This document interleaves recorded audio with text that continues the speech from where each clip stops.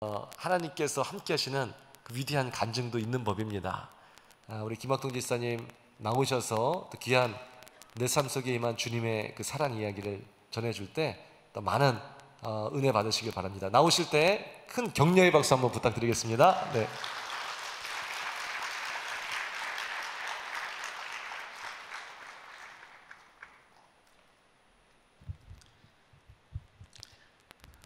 안녕하세요.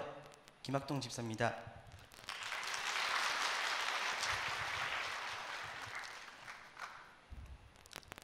이사 감사 신방 예배를 드리며 목사님께서 간증하라고 하셔서 하나님의 말씀에 순종하였던 은혜의 시간을 찬미하기 위해 나왔습니다.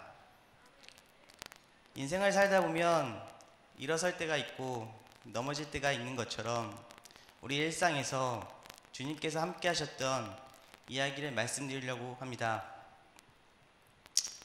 몇 달 전 저는 이사를 2주 앞두고 있었는데 집 인테리어 비용이 부족했습니다. 추가 대출을 받을까 고민하던 중 예전에 구매했던 15돈짜리 순금 팔찌를 팔기로 결정했습니다.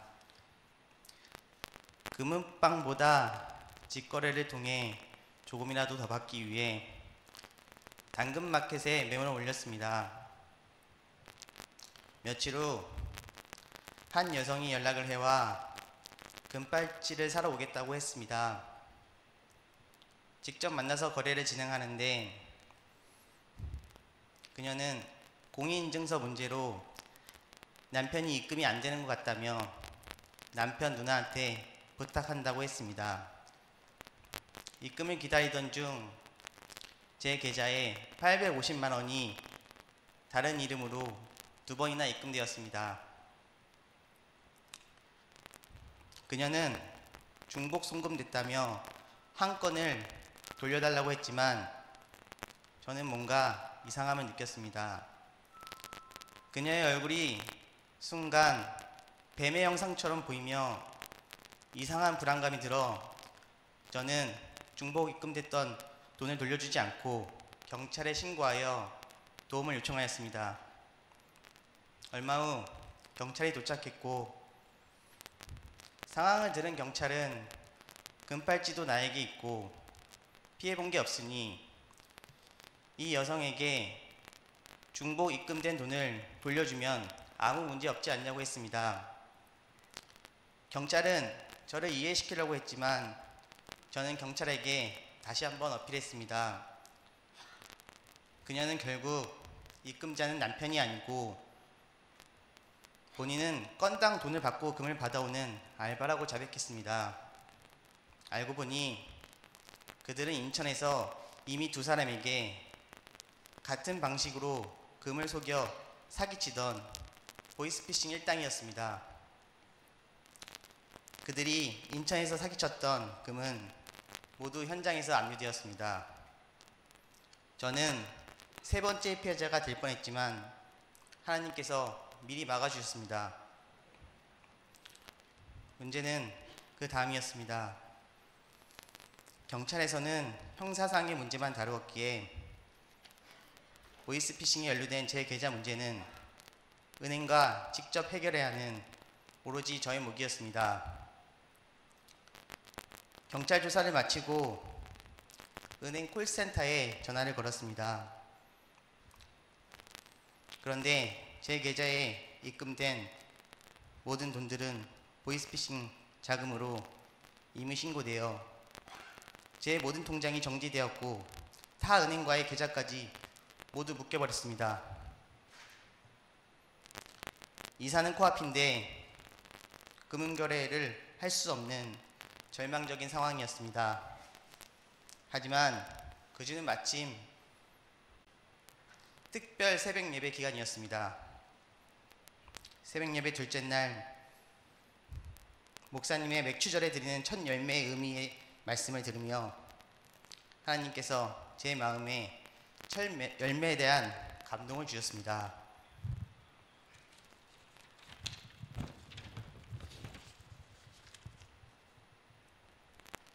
저는 예배 중 말씀에 순종하기로 결심했습니다. 둘째 딸의 첫 열매를 하나님께 올려드리자. 비록 모든 계좌가 정지되어 공과금조차 낼 수 없는 상황이었지만 첫 열매를 드리면 하나님께서 딸의 인생을 책임져 주실 거라는 확신이 생겼습니다. 아내와 함께 가진 현금 100만 원 전부를 둘째 딸의 첫 열매로 하나님께 기쁨과 감사함을 올려드렸습니다. 주저하지 않고 말씀에 순종했더니 상황은 힘들었지만 마음에는 기쁨과 감사가 넘쳤습니다. 다음날 은행에 통장 정지 해제 요청을 하려고 집을 나설 때 아내는 걱정스러운 눈빛과 한숨으로 저를 배웅해 주었습니다. 아내의 걱정스러운 모습에 낙심되는 순간 마음속에서 성령님께서 말씀하셨습니다. 여호와 하나님을 믿으니 또 나를 믿으라. 아내에게 걱정하지 말자, 하나님을 믿자고 위로하며 집을 나섰습니다. 기대와 다르게 이 신청서를 읽어본 은행 직원은 억울한 건 알겠는데 방법이 없다. 계좌가 풀리지 않으면 대출 실행은 불가능하다고 했습니다. 최소 3주, 길면 몇 달 걸릴 수 있다고 했습니다. 그러나 제 마음에는 기도했기에 낙심보다 하나님이 해주실 것이라는 믿음이 있었습니다. 그리고 그날 저녁 8시쯤 은행 본사 담당자에게 전화가 왔습니다. 고객님의 사례를 금감원과 공유하고 싶습니다. 이번 건으로 보이스피싱 피해자들이 구제되어 저희가 감사드립니다. 이 신청서를 낸 당일 입금된 1,700만 원은 묶였고 나머지 계좌 거래는 전부 정상으로 풀렸습니다. 말씀에 순종하였더니 즉각적인 응답으로 하나님께서 해결해 주셨습니다.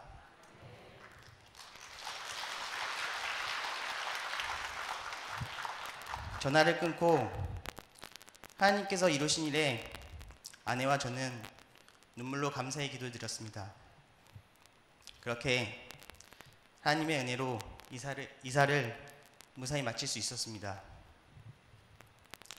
2달 뒤 제 통장에 있던 보이스피싱 피해금 1,700만 원은 피해자 2명에게 구제되었고 현장에서 압류되었던 금도 각각의 피해자들에게 구제되었을 것입니다. 또한 저는 경찰서 범죄예방과로부터 범죄예방 포상금을 받게 되었습니다.